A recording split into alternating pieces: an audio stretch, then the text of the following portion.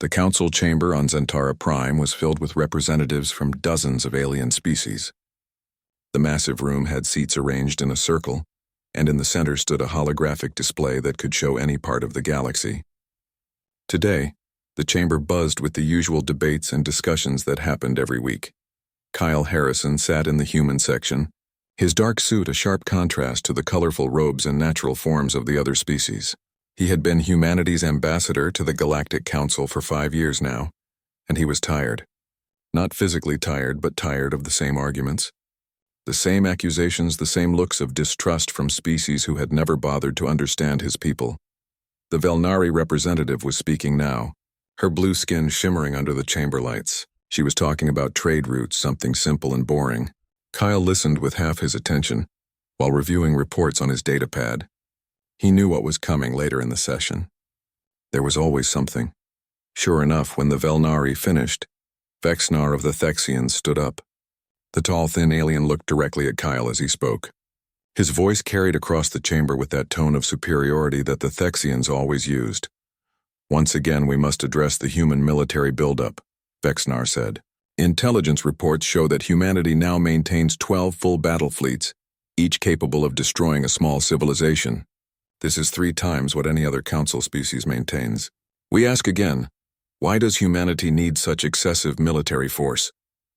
Kyle didn't sigh, though he wanted to. He had answered this question 100 times.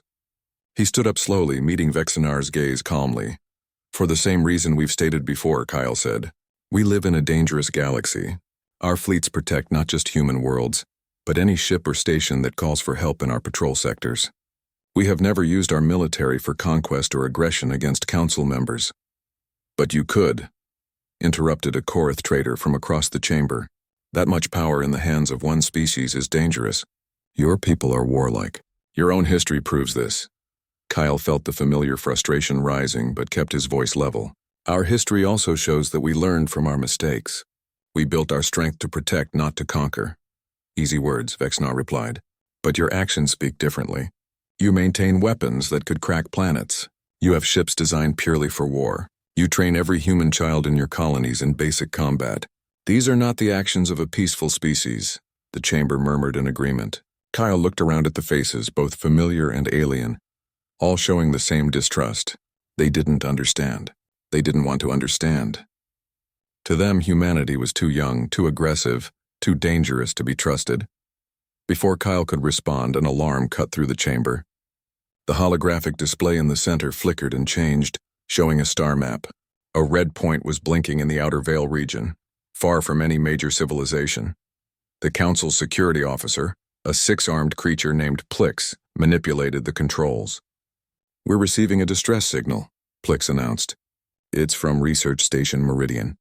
The signal is breaking up, but I'm detecting multiple casualties and an ongoing attack." The chamber went silent. Every representative knew what Research Station Meridian was. It was a joint scientific facility, funded by the Council, where researchers from multiple species worked together on peaceful projects. It was supposed to be a symbol of cooperation. Vexnar's skin turned a darker shade of purple, which Kyle had learned meant the Thexian was worried. "Can you identify the attackers?"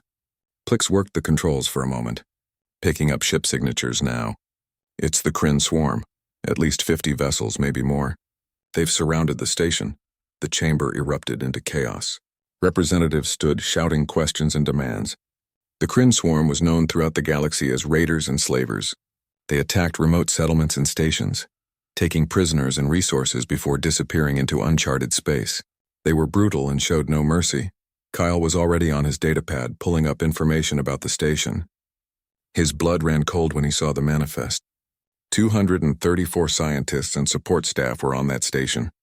42 different species represented, and worse, there was an educational program happening this month. 15 Velnari children were visiting the station to learn about space research. Children. The Kryn had trapped children. "We need to respond immediately," said Sira, a young Velnari diplomat. Her voice shook with fear. "Those are our children up there. Where are our nearest military assets?" Vexnar demanded. Plix checked the display. "The closest Council defense fleet is the Korath 3rd Squadron. They're 11 jumps away. Estimated arrival time is 36 hours. Too long, Sira said, her voice breaking. The Kryn will have taken everyone by then. They'll be gone. The chamber fell into desperate silence. Everyone knew she was right. The Kryn were fast. They would raid the station, take what they wanted, and jump away within hours. 36 hours might as well be 36 years. Kyle was already checking distances. His fingers moved across his datapad, pulling up military deployment information. He found what he was looking for and felt something settle in his chest. It was time to show these people what humanity really stood for. The 5th Expeditionary Fleet is at Firebase Omega, Kyle said quietly. Every head in the chamber turned to look at him. Vexnar's expression was conflicted, pride warring with desperation. How far? The Thexian asked. 3 jumps. They can be there in under 4 hours. The chamber stayed silent. Kyle could see the thoughts running through their minds. They had just spent the last hour criticizing human military power. Now they needed that same power to save their people. The irony wasn't lost on anyone. Vexnar seemed to age before Kyle's eyes. The proud Thexian leader walked slowly down from his seat and approached the human ambassador. When he spoke, his voice was barely above a whisper. Ambassador Harrison, on behalf of the Galactic Council, I formally request human military assistance in rescuing the personnel of Research Station Meridian. Kyle didn't make him wait. He didn't lecture or remind them of their earlier words. He simply nodded and activated his emergency command channel. This is Ambassador Harrison to Firebase Omega. Priority Alpha clearance. Connect me to Admiral Kane immediately. The response came in seconds. Admiral Kane here. Go ahead, Ambassador. Admiral, we have a situation. Research Station Meridian in the Outer Veil is under attack by the Kryn swarm. 200+ civilians trapped, including 15 children. I'm authorizing immediate deployment of the 5th Fleet for emergency rescue operations. There was no hesitation in Kane's response. Understood. The 5th Fleet is already moving to launch positions. We'll be underway in 20 minutes. Send us all available intelligence on the station layout and Kryn positions. Transmitting now. Admiral, there are children on that station. I know, Ambassador. We'll get them out. All of them. Kane out. Kyle looked up at the chamber. Every representative was staring at him, shocked at how quickly the humans had responded. The orders weren't even official yet, and a fleet was already preparing to launch. The 5th Expeditionary Fleet will reach the station in approximately 3 hours and 40 minutes, Kyle said calmly. Admiral Peter Kane is one of our most experienced officers. If anyone can save those people, he can. Sira was crying now, tears streaming down her blue face. Thank you, she whispered. Kyle wanted to tell her not to thank him yet. He wanted to explain that this was what humans did, that they would have done it regardless of authorization. But instead he just nodded and sat back down. Around the chamber, representatives began quietly returning to their seats. The emergency display stayed active, showing the distant red dot where over 200 people waited for rescue, where children huddled in fear hoping someone would come. High above Zentara Prime at Firebase Omega, alarms were ringing. Ships were powering up, crews were rushing to battle stations, and Admiral Peter Kane was about to show the galaxy exactly why humanity's fleets were so feared. Not because they were destroyers, but because they were protectors. And nothing in the universe was more dangerous than humans protecting those who couldn't protect themselves. The bridge of the UHS Defiance hummed with controlled energy. Admiral Peter Kane stood in the center of the command deck, his gray hair and weathered face reflecting decades of service. Around him, dozens of officers worked at their stations, preparing the ship for combat jump. Through the massive view screen, he could see the rest of his fleet taking formation. 12 carriers, 38 destroyers, hundreds of support craft. The 5th Expeditionary Fleet was one of humanity's premier response forces, and every single ship was now moving with purpose. They had trained for this. They lived for this. Status report, Kane said calmly. Commander Lisa Grant looked up from the tactical station. She was younger than the Admiral by 20 years, but her eyes held the same sharp focus. All ships report ready for jump. Coordinates locked on the outer veil. Fighter wings are loaded and pilots are standing by. Medical bays are prepped for mass casualty receiving. Intelligence brief, Kane ordered. Lieutenant Commander Nicole Stone stepped forward with a datapad. She was the fleet's intelligence officer, and right now, her job was crucial. Sir, Research Station Meridian is a standard orbital platform. Current population is 234, including 15 Velnari children on an educational visit. The Kryn swarm has deployed between 60 and 70 ships around the station. Standard raider configuration, fast attack boats, and boarding vessels. Casualties? Kane asked. Unknown, sir. The distress signal was cut off after initial contact. The station's shields are still up, which means they're alive and fighting. But the Kryn will breach eventually. Kane nodded slowly. 60 Kryn ships was a significant force, but it didn't worry him. The Kryn were raiders, not soldiers. They relied on speed and surprise against unarmed targets. They had probably never faced a real military response in their lives. Pull up everything we have on Kryn tactics and ship configurations, Kane said. Stone smiled slightly. Already loaded into the tactical computers, sir. We've been tracking the Kryn for 8 months. We know their formations, their preferred attack patterns, and their command structure. Good. They don't know we've been watching them. That gives us an advantage. Kane turned to his communications officer. Lieutenant Chen, open a fleet-wide channel. Channel open, sir, said the young officer. Kane took a breath. This was the moment that mattered. In a few minutes, his fleet would jump into a combat zone. His people needed to know what they were fighting for. He spoke clearly, his voice carrying to every ship in the fleet. This is Admiral Kane to all 5th Fleet vessels. In a few minutes, we're jumping into the Outer Veil to rescue civilians under attack by the Kryn swarm. Among those civilians are 15 children. They're scared. They're hoping someone will come. We're going to be that someone. Every person on that station is going home today. We don't leave people behind. We don't fail to answer when someone calls for help. That's not who we are. That's not what humans do. All ships prepare for combat, jump on my mark. He closed the channel and looked at his crew. They were ready. He could see it in their faces. This was what they had trained for. This was why humanity maintained these fleets. Commander Grant, what's your tactical assessment? Kane asked. Grant pulled up a holographic display showing the target system. The Kryn have formed a loose perimeter around the station. It's effective against unarmed ships, but it's full of gaps. If we jump in hot and loud, we can punch through. But I recommend a different approach. I'm listening, Kane said. We jump in dark at the system's edge. Go silent and move in using cold drives. The Kryn sensors are designed to detect distress signals and communication traffic, not military-grade stealth. We can get into position before they even know we're there. Then we hit them all at once from multiple angles. Kane smiled. This was why Grant was his tactical officer. She didn't think like a hammer. She thought like a scalpel. Approved. Adjust jump coordinates to the edge of the system. All ships will maintain communications silence after jump. We'll use tight beam lasers only. Yes, sir, Grant said, already updating the fleet orders. Kane turned to another station. Lieutenant Morrison, are your pilots ready? Jake Morrison was the commander of Raptor Squadron, the fleet's elite fighter wing. He was young, cocky, and absolutely brilliant in a cockpit. Raptor Squadron is ready, sir. Just point us at the bad guys. You'll be going in first. Scout the perimeter, mark targets, and report back. No engagement unless absolutely necessary. Can you do that without the fireworks? Morrison grinned. Silent running. Got it, sir. We'll be ghosts. Kane nodded. He trusted Morrison's skills, even if the young pilot's attitude sometimes needed adjustment. Medical, are we ready for wounded? Dr. Henry Walsh appeared on one of the communication screens.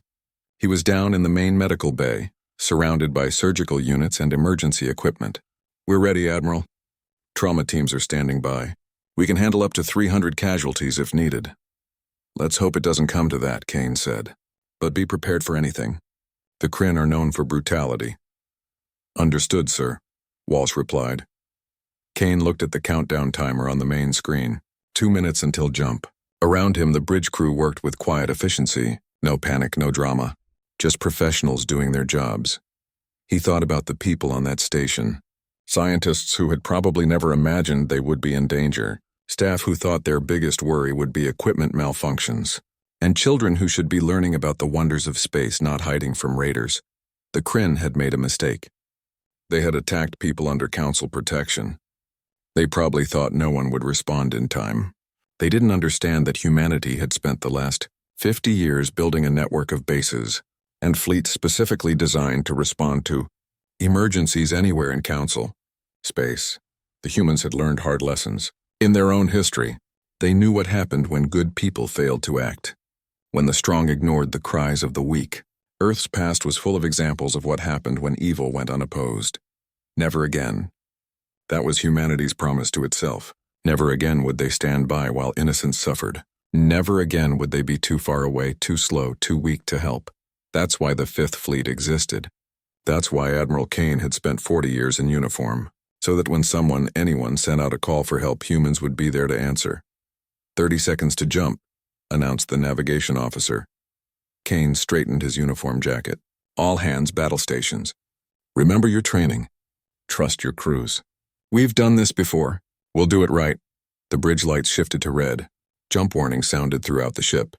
In the hangar bays, fighter pilots climbed into their cockpits. In the medical bays, doctors and nurses made final preparations. In the marine section, soldiers checked their weapons and armor. Jump in 10 seconds, the navigator counted down. 9, 8, 7. Kane gripped the railing in front of him. Through the view screen, he could see the other ships of his fleet, all perfectly positioned. 3, 2, 1, jump. Space twisted. The stars stretched into lines of light. The UHS Defiance and every ship in the 5th Expeditionary Fleet vanished from Firebase Omega in a flash of blue energy. They reappeared at the edge of the outer veil system, engines dark, running silent. Immediately, every ship activated stealth systems. They became shadows against the black of space, invisible to standard sensors. Kane watched his tactical display as the system's layout became clear. There was the station, a small dot of light surrounded by red markers indicating Kryn ships. Morrison, launch your squadron, Kane ordered quietly. Show us what we're dealing with. Launching now, sir, Morrison replied. Through the view screen, Kane watched as dozens of sleek fighters slipped out of the Defiance's hangar bay. They moved like hunting birds, silent and deadly, heading toward the distant station. The hunt had begun. And the Kryn had no idea what was coming for them. Lieutenant Jake Morrison loved flying. There was nothing else in the universe that made him feel more alive than being in the cockpit of his fighter, surrounded by the cold black of space. Right now, though, he wasn't thinking about the thrill.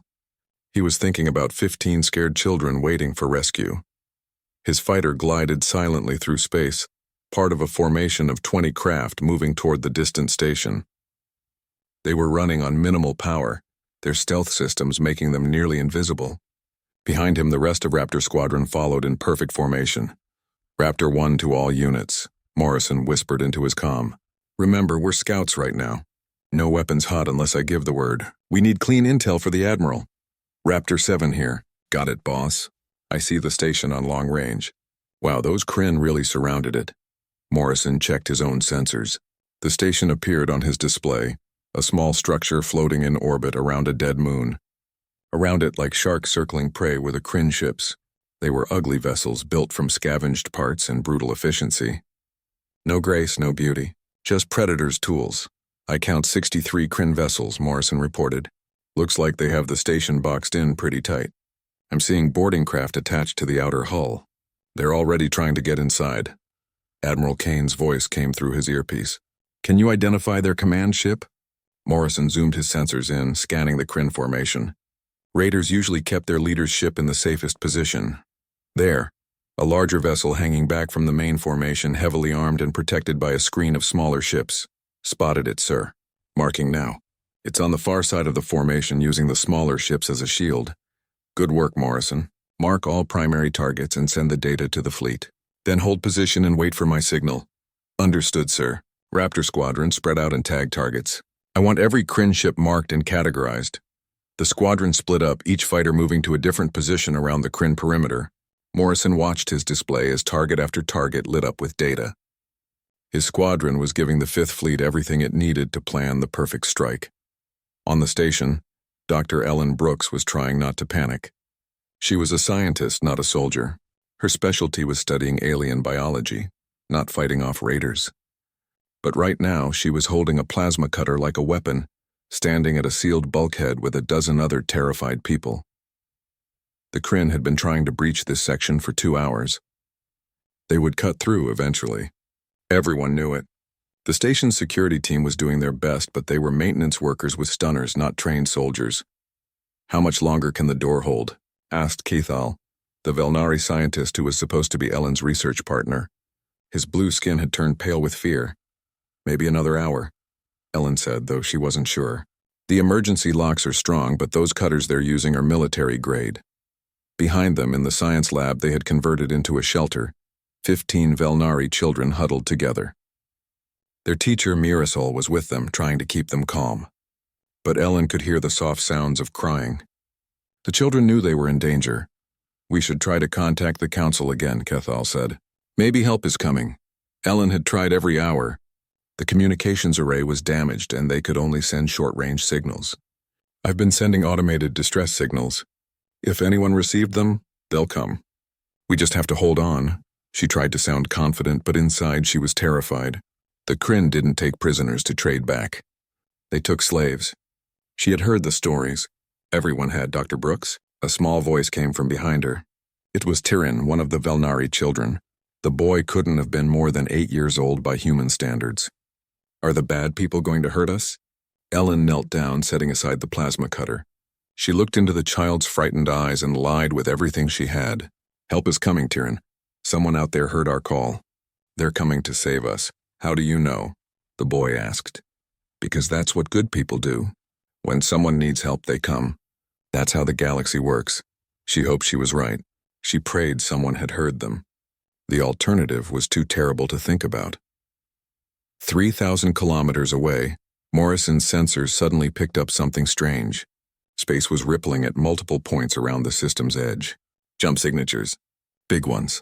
Raptor 1 to Admiral Kane. Sir, you have company. Multiple jump signatures forming around the perimeter. Wait, those are ours. The fleet is arriving. We're already here, Lieutenant, Kane replied calmly. We jumped in 20 minutes ago. What you're seeing is us dropping stealth and moving into position. All units, this is Kane. Execute attack plan Alpha. Hit them hard, hit them fast, and protect that station. Morrison watched in awe as the Fifth Fleet revealed itself. One moment space was empty. The next it was filled with human warships. They appeared in perfect formation, surrounding the Kryn from every angle. It was beautiful and terrifying at the same time. The Kryn finally realized they weren't alone. Alarms started screaming across their ships. Raiders who had been focused on breaching the station suddenly found themselves staring at a full battle fleet. Commander Grant's voice came over the tactical channel. All ships fire on marked targets. Disable their engines and weapons. Rules of engagement. We want prisoners if possible. The Fifth Fleet opened fire. But it wasn't the overwhelming bombardment Morrison expected. Instead, precise strikes lanced out from the human ships. Each shot was calculated to disable rather than destroy. Kryn engines exploded. Weapon arrays went dark. But the ships themselves stayed intact. Morrison suddenly understood. The humans weren't here to destroy the Kryn. They were here to capture them, to hold them accountable. That was somehow more frightening than simple destruction. Raptor Squadron, you're cleared to engage, Kane ordered. Protect the station. Any Kryn ship that moves toward those civilians is a priority target. Finally, Morrison said with a grin. Raptor Squadron, weapons free. Let's show these raiders what real pilots look like. He pushed his fighter forward, accelerating toward a group of Kryn boarding craft. They were still attached to the station's hull, their crews inside trying to cut through. Not anymore. Morrison's targeting computer locked on. He fired a burst from his cannons, the shots precisely placed to sever the boarding craft from the station without damaging the hull. The Kryn vessel tumbled away, its crew suddenly cut off from their prize. All around the station, human fighters were doing the same thing. Every boarding craft was being stripped away. Every Kryn ship trying to reach the station was being intercepted and disabled. The Kryn commander, Vessel Lord Skrull, stared at his screens in disbelief. His entire raid was falling apart.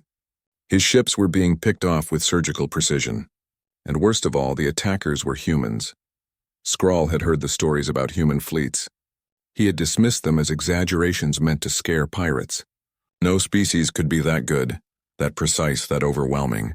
But watching his formations dissolve under the human assault, Skrull realized the stories weren't exaggerated. They were understated. All ships close on the station, Skrull ordered desperately. Use it as a shield. Take hostages. That's the only leverage we have. His remaining ships began moving toward the station, abandoning formation. It was a desperate move, but Skrull was out of options. If he could get hostages, maybe he could negotiate. Humans were supposed to be soft about civilians. But Admiral Kane had predicted this exact move. The moment the Kryn ships changed course, they flew directly into a trap. Human destroyers had been quietly positioning themselves between the station and the main Kryn force. Now they revealed themselves, forming a wall of armor and weapons. "This is Admiral Peter Kane of the United Human Systems 5th Fleet." Kane broadcast on all channels, speaking in the Kryn language. "You are surrounded and outgunned. Power down your weapons and prepare to be boarded. This is your only warning." Skrull felt something he hadn't felt in years. Fear. Real cold fear. The human ships weren't just defeating him. They were doing it without breaking formation, without rushing, without any sign of strain. It was like watching a machine work, perfect and unstoppable. Some of his ships tried to run. Human fighters chased them down, disabling their engines. Some tried to fight. Human destroyers swatted them aside like insects, and some tried to ram the station in a final act of spite. Those ships never made it. Human point defense systems tore them apart, reducing the kamikaze vessels to fragments too small to cause damage. In less than an hour, it was over. Every Kryn ship was disabled or captured. Not one had escaped. Not one had reached the station. Inside the research facility, Ellen heard the sounds of cutting stop. The Kryn raiders who had been trying to breach their section had suddenly gone silent. She held her breath, waiting. Then new sounds came. Human voices, speaking in standard council language. "This is Sergeant Alex Cooper of the 5th Fleet Marines. Is anyone alive in there? We're here to help." Ellen started crying.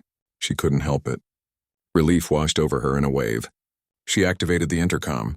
"Yes, we're alive. There are 23 of us in here, including children." "Understood, ma'am. We're going to get you out. Just stay calm. You're safe now." Behind Ellen, Admiral Kane walked through the damaged corridors of Research Station Meridian with steady, measured steps. Around him, his Marines were securing the area, but the fighting was over. The Kryn raiders who had been aboard were now in restraints, being guarded carefully but treated fairly. Some were wounded, and human medics were already working on them alongside the station's survivors. That always confused enemies.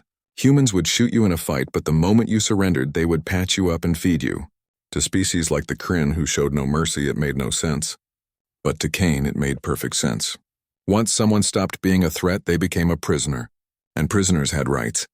"Admiral on deck," called out Sergeant Alex Cooper as Kane entered what had been the main science lab. The Marines snapped to attention, but Kane waved them at ease. He wasn't here for ceremony. He was here to see Dr. Ellen Brooks, who sat on a lab table with a bandage on her arm and a blanket around her shoulders. Next to her stood Kethal, the Velnari scientist. And around them, sitting together in a group, were 15 small Velnari children. Kane had seen a lot in his career. Battles, disasters, victories, and losses. But nothing ever hit him quite as hard as seeing scared children. These kids should have been excited about their field trip, learning about science, dreaming about the future. Instead, they had spent hours thinking they were going to die. "Dr. Brooks," Kane said gently, "I'm Admiral Peter Kane. Are you injured?" Ellen shook her head. "Just a scrape. Nothing serious. Thank you for coming. Thank you so much. You held out long enough for us to get here. That took courage." Kane looked at the children. They were huddled close to their teacher, Mirasol, who was also crying. "Are the children hurt?" "Scared but unhurt," Mirasol said. Her voice shook. "We kept them in here, away from the fighting, but they heard everything. They were so frightened." Kane knelt down slowly, getting to eye level with the children. One of them, a small boy with bright blue skin, looked directly at him with wide eyes. "What's your name?" Kane asked softly. "Tyrion," the boy whispered. "Hello, Tyrion. I'm Peter. My friends and I came as fast as we could. You were very brave." "I was scared," Tyrion admitted. "Being scared is okay. Being brave doesn't mean you're not scared. It means you keep going even when you are scared. You did that. Your teacher did that. Everyone here did that." Kane stood up and addressed all the children. "We're going to take you to our ship now. It's safe there. We have food and comfortable beds. And once you're ready, we'll take you home to your families." The children seemed to relax a bit at that. The promise of going home was powerful. Kane turned to Dr. Brooks. "How many survivors total?" 234. "Everyone who was on the station. We lost 3 people in the initial attack, but everyone else made it." Ellen's voice caught. "How is that possible?" "The Kryn had us surrounded. We were close enough to respond quickly, and we've been studying Kryn tactics for months. We knew how they would react. Kane didn't mention that even with all their preparation, timing had been critical. Another hour and the Kryn would have breached the final shelters. Can you walk? We're evacuating everyone to the fleet. Yes, I can walk. But what about the station? We'll secure it and repair what we can. But right now, people are more important than equipment. Kane led them out into the corridor where more survivors were being gathered. Medical teams were triaging the injured. Marines were helping people who couldn't walk. It was controlled chaos, but it was working. Dr. Henry Walsh appeared, moving quickly despite his age. He saw the children and his expression softened. Let me check these little ones over. Make sure they're okay. While Walsh examined the Velnari children, Kane stepped aside to check with his officers. Commander Grant appeared on his wrist communicator. Admiral, the last of the Kryn ships has been secured. We have 412 prisoners. Our casualties are minimal. 3 wounded, none seriously. The station is secure. Excellent work, Commander. What's the status of the Kryn leadership? We have Vessel Lord Skrull in custody. He's demanding to speak with whoever is in command. Kane smiled slightly. I bet he is. Have him brought to the Defiance. I'll speak with him once all civilians are evacuated. What's our time frame on that? Another 2 hours. Medical is prioritizing the injured. Then families with children, then everyone else. Good. And make sure our people treat the Kryn prisoners by regulations. I don't want anyone getting rough with them no matter what they did. Already passed the word, sir. Though some of the Marines are pretty angry about what happened here. I understand. But we're professionals, not vigilantes. We follow the rules even when the enemy doesn't. That's what separates us from people like the Kryn. Kane closed the channel and returned to where Walsh was finishing his examination of the children. The doctor gave him a subtle nod, meaning they were physically fine. Mentally, that would take longer. Children who had been through trauma needed time and care to heal. All right, kids, Kane said. We're going to take a walk to our ship. It's not far. Everyone stay together and stay with Sergeant Cooper here. He'll take care of you. Cooper smiled at the children. He was a big man, heavily armed and armored, but his voice was gentle. Come on, little ones. Let's go see a real starship. Have you ever been on a human carrier before? The children shook their heads. Cooper started walking, talking to them the whole time about what they would see. It was a distraction technique, keeping their minds off the trauma they had just experienced. Kane watched them go, then turned to oversee the rest of the evacuation. 2 hours of careful work saw every survivor transferred to the fleet's medical ships and support vessels. The wounded were in surgery. The healthy were being given food, clean clothes, and counseling. Everyone was being treated with care and respect. Finally, Kane returned to the Defiance. He needed to deal with Skrull. The Kryn leader had been placed in a holding cell, guarded but not mistreated. Kane had learned long ago that how you treated prisoners said more about you than it did about them. He entered the holding area. Skrull was sitting on a bench, his forearms crossed over his chest. The Kryn looked up as Kane approached, his multiple eyes showing confusion and anger. You're the human admiral, Skrull said. It wasn't a question, I am. Admiral Peter Kane, why haven't you killed me? I would have killed you. Kane studied the raider leader. Skrull genuinely didn't understand. In his world, captured enemies were either ransomed or eliminated. The idea of treating prisoners humanely was foreign to him. Because killing you would accomplish nothing, Kane said simply. You're defeated. You're no longer a threat. What happens to you now is up to the courts, not me. Courts? Skrull laughed bitterly. You're going to put me on trial? Yes, you attacked civilians. You took hostages. You've committed crimes across multiple systems. Those crimes will be documented and you'll be held accountable. That's how justice works. Skrull stared at him. Your people are fools. You could have destroyed my entire fleet. Instead, you captured us. You could execute us. Instead, you talk about trials. This weakness will destroy you. Kane leaned forward slightly. It's not weakness. It's strength. True strength isn't just having the power to destroy. It's having that power and choosing not to use it except when absolutely necessary. We could have blown your ships out of space. We didn't because we don't have to. We're so much better than you that we can afford to show mercy. The words hung in the air. Skrull had no response. For the first time in his life, he understood why the galaxy feared humans. It wasn't their weapons. It was their control. A species that could utterly dominate their enemies but chose to follow rules and show mercy was far more terrifying than simple barbarians. Kane straightened up. You'll be transferred to a council detention facility within the week. You'll receive legal representation and a fair trial. I suggest you cooperate. The evidence against you is overwhelming. He turned to leave, then paused. And Scrawl? There were children on that station. If you had hurt them, mercy wouldn't have been an option. Remember that the next time you consider attacking civilians. Kane left the holding area. He had other things to do. Reports to file, crew to commend, and eventually, he needed to contact Ambassador Harrison and tell him the mission was successful. But first, he made his way to the civilian quarters where the Velnari children were staying. He wanted to check on them one more time before he returned to duty. When he arrived, he found them in a common room that had been set up with games and entertainment. Lieutenant Sarah Mitchell, the fleet's child psychologist, was with them. She was teaching them a simple human card game, and they were laughing. Tyrion saw Kane and waved. The Admiral waved back, feeling something tight in his chest loosen.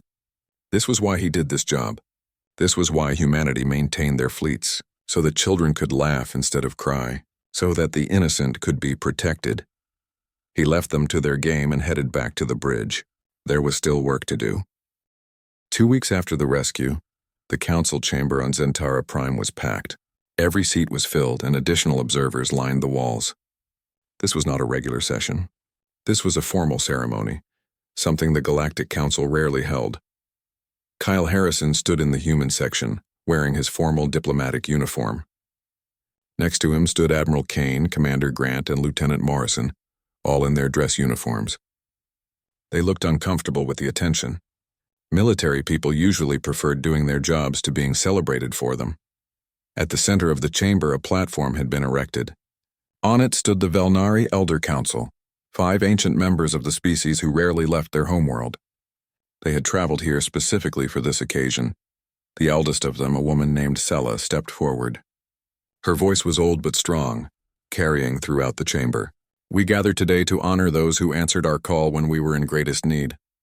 Research Station Meridian was attacked.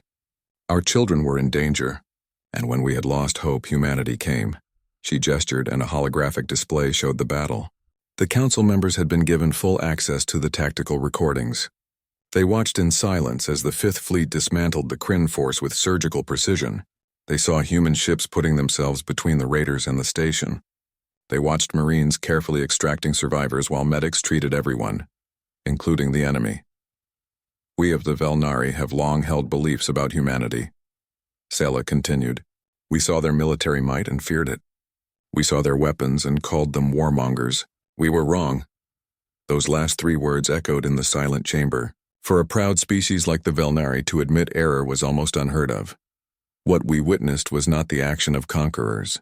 It was the action of protectors. Humanity's strength is not used to oppress. It is used to shield those who cannot shield themselves. Today we present humanity with the Starward Shield, our highest honor. It is given only to those who risk everything to protect innocent life. 4 Velnari children approached the platform, including Tyrion. They each carried a crystal pendant on a blue cord. These were presented to Kane, Grant, Morrison, and Harrison. The crystals caught the light glowing softly. Tyrion reached up to place the pendant around Kane's neck. The Admiral bent down to make it easier for the child. Tyrion looked up at him with those bright blue eyes and whispered, "Thank you for saving us." Kane's voice was rough when he replied, "You're welcome, son. Anytime you need help, we'll be there." The chamber erupted in applause, not just from the Velnari, but from other species too. The Thexians, who had been so critical of humanity, were standing and clapping. Even some of the more reserved species were showing approval in their own ways.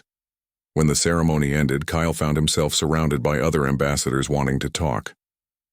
But he was watching something else. Across the chamber, young diplomat Sira was speaking with Admiral Kane. She seemed to be asking questions, and Kane was answering patiently. Eventually, Vexnar approached Kyle. The Thexian leader looked older, more tired than before. "Ambassador Harrison, I owe you an apology." "No apology needed," Kyle said carefully. "Yes, there is. I have spent years viewing your people as dangerous. I argued against including humans in Council security operations. I pushed for limitations on your fleet size. I was wrong about all of it.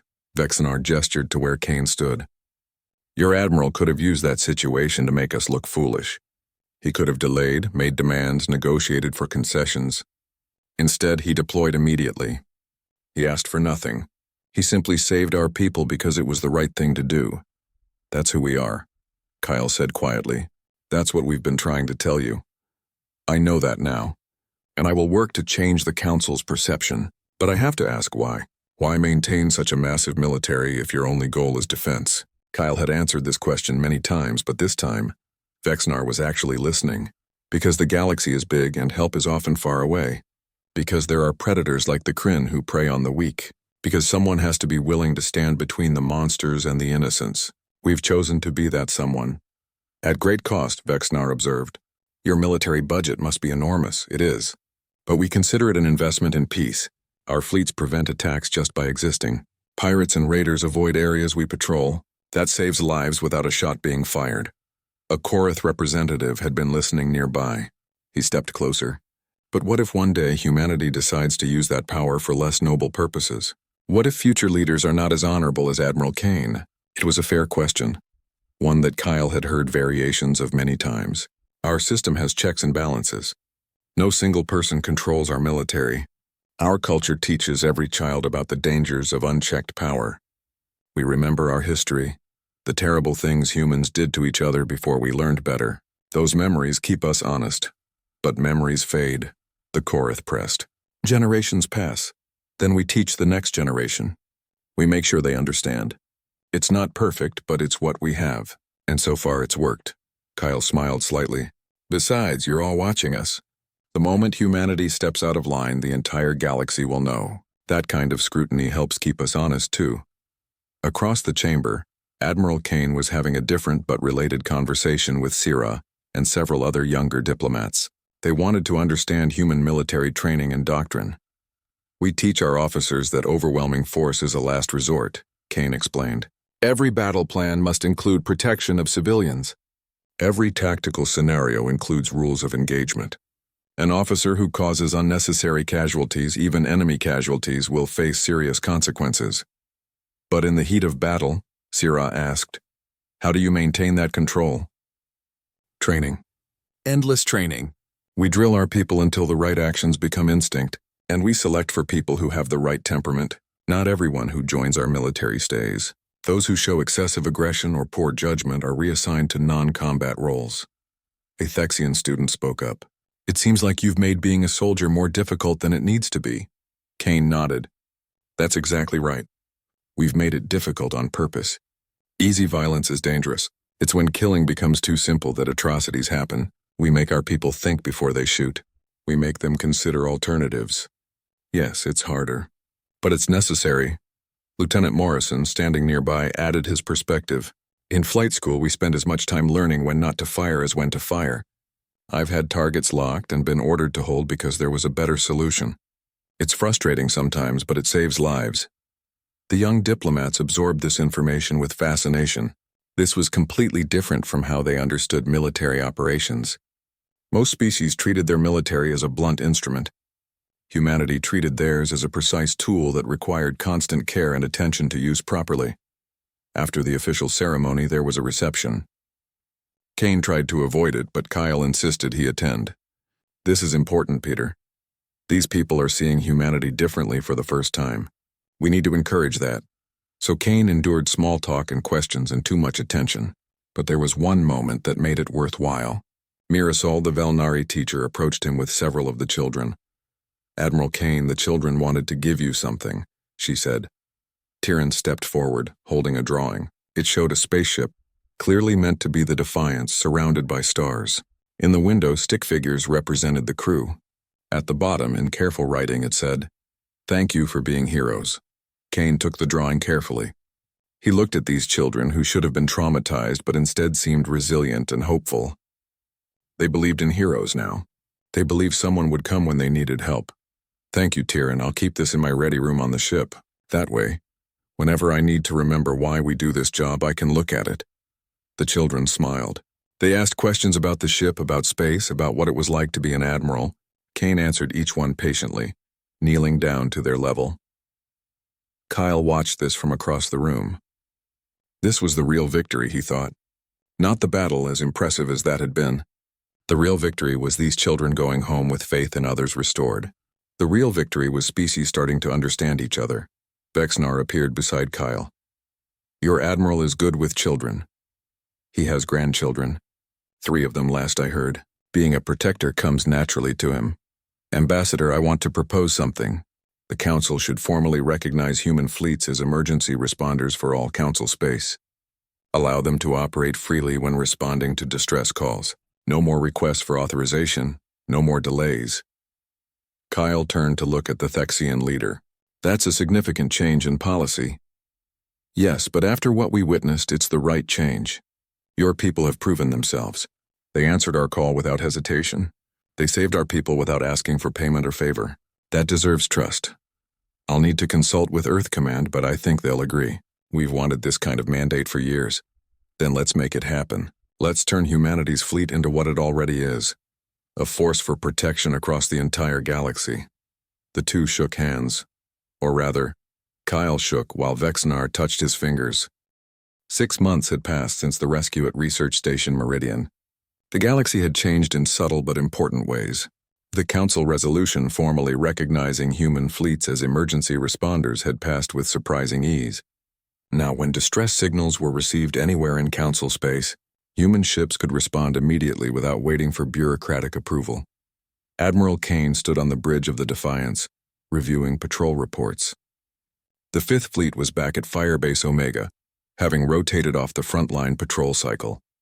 They were technically on standby, which meant maintenance training and catching up on rest. Admiral, you have an incoming transmission from Earth Command, announced Lieutenant Chen from the communication station. Kane nodded. Put it through to my ready room. He walked to the small office attached to the bridge and sat down at his desk. On the wall was the drawing Tyrion had made, carefully framed. He looked at it every day. The screen flickered to life, showing Fleet Admiral Linda Harper, the highest-ranking officer in the human space navy. Admiral Kane, good to see you. Ma'am, what can I do for you? I wanted to personally inform you that your actions at Research Station Meridian have had effects beyond what we anticipated. We're receiving requests from multiple Council species for joint training exercises. They want to learn our methods. The Velnari have even asked if we would help them redesign their security protocols. Kane raised an eyebrow. That's quite a shift. It is. And it all stems from what your fleet demonstrated. You showed them that military power doesn't have to mean aggression. You showed them there's a better way. Harper paused. There's something else. We're forming a new division, the Humanitarian Response Fleet. It'll be dedicated specifically to rescue and disaster relief operations. I want you to lead it.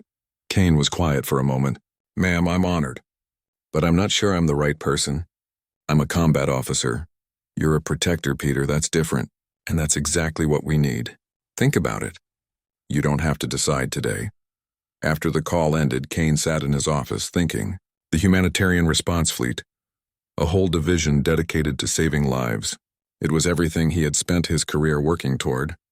But it would mean leaving the 5th Fleet, leaving the crew he had trained and led for years. A chime at his door interrupted his thoughts. Come in, Commander Grant entered. She took one look at his face and smiled. That must have been an interesting call. They want me to lead a new humanitarian fleet, Kane said. You should take it, just like that. You don't even know the details. Grant sat down across from him. I know that look in your eye.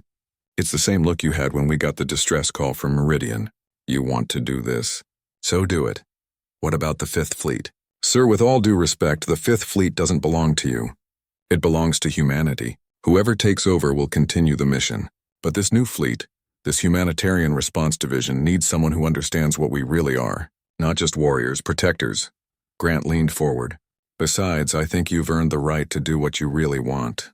And I think what you really want is to save lives full-time, not just when combat situations allow. Kane looked at the drawing on his wall again. Grant followed his gaze and smiled. Those kids changed your perspective, didn't they? They reminded me why we do this, Kane admitted. Every time I look at that drawing, I remember their faces. I remember how scared they were and how grateful. I want more of that. More rescues, more lives saved, fewer battles. Then take the job, sir. I'll be fine here, and you can visit any time you want. Later that day, Kane walked through the ship.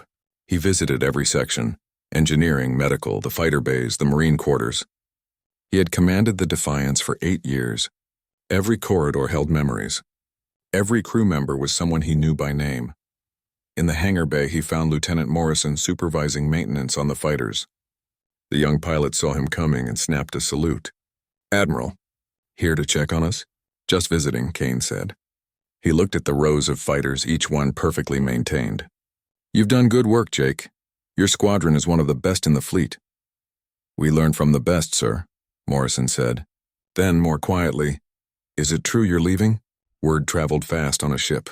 Kane wasn't surprised the crew already knew. "I've been offered a new command. I haven't decided yet."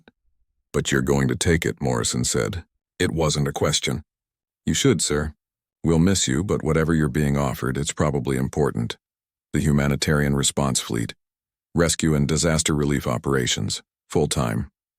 Morrison grinned. "Perfect for you, sir.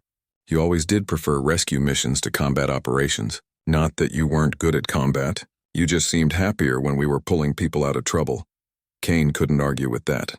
He shook Morrison's hand. "Keep your pilots sharp, Jake, and try not to break too many regulations." "I'll try, sir." No promises, though. In medical, Dr. Walsh was less surprised. "Linda Harper called you, didn't she? About the humanitarian fleet?" "How did you know?" "Because she called me first. Asked if I thought you'd take it. I told her you would because it's what you've been building toward your whole career." Walsh cleaned his glasses, a habit he had when thinking. "Peter, you're a good combat commander. But you're a great humanitarian. That rescue at Meridian proved it. You didn't just defeat the enemy. You saved everyone, even the enemy when you could." "That's special. What about you?" Kane asked. "Would you come with me if I take this command?" "Are you asking me to transfer?" "I'm asking if you'd be interested. A humanitarian fleet will need a chief medical officer who understands emergency trauma care and mass casualty situations. You're the best I know." Walsh smiled. "Then yes, I'm interested. Very interested. This old man still has a few good years left, and I'd rather spend them saving lives than patching up combat wounds." That evening, Kane returned to his quarters and composed a message to Fleet Admiral Harper. He kept it simple and direct. He would accept command of the Humanitarian Response Fleet. He would bring his experience, his methods, and anyone from his current crew who wanted to transfer. The response came within an hour. Harper approved everything. Kane would have 6 months to set up the new fleet, select his ships and personnel, and establish protocols. His first assignment would be to work with the Velnari on their security improvements, building trust and cooperation. 3 weeks later, there was a ceremony on Zentara. The Galactic Council had requested Kane's presence for the formal announcement of the humanitarian response. Fleet. The chamber was filled with representatives from dozens of species, all curious about this new human initiative. Kyle Harrison made the introduction. 6 months ago, many in this chamber questioned humanity's military buildup. Today, I'm proud to announce that humanity is dedicating significant resources to a new mission: the Humanitarian Response Fleet. This fleet will operate under Council oversight, responding to disasters, emergencies, and rescue situations across civilized space. He gestured to Kane. Admiral Peter Kane will lead this fleet. Many of you know him from the rescue at Research Station Meridian. He embodies humanity's commitment to using our strength to protect and save, not to conquer or destroy. Kane stepped forward, uncomfortable as always with public speaking. But this was important, so he pushed through the discomfort. "Thank you, Ambassador. The Humanitarian Response Fleet will consist of specialized vessels designed for rescue, medical support, and disaster relief. We'll maintain rapid response capability and work cooperatively with Council security forces. Our goal is simple. When someone calls for help, we'll be there." Questions came from the floor. How would command structure work? What about jurisdiction? Would humans try to control disaster sites? Kane answered each question patiently. Command would respect local authorities. Jurisdiction would follow council law. Human forces would never attempt to seize control of situations. They would support and assist local responders. Sira, now a full council representative for the Velnari, asked the final question. "Admiral Kane, What do you say to species who still fear humanity's military power? Kane thought for a moment before answering. I say that fear is understandable. We are powerful. Our fleets are large and capable. But I ask those who fear us to judge us by our actions, not our capabilities. We have shown repeatedly that our strength exists to protect. We ask for nothing in return except the chance to help when help is needed. He paused, then added, and I remind everyone that the galaxy is a dangerous place. There are still raiders like the Kryn.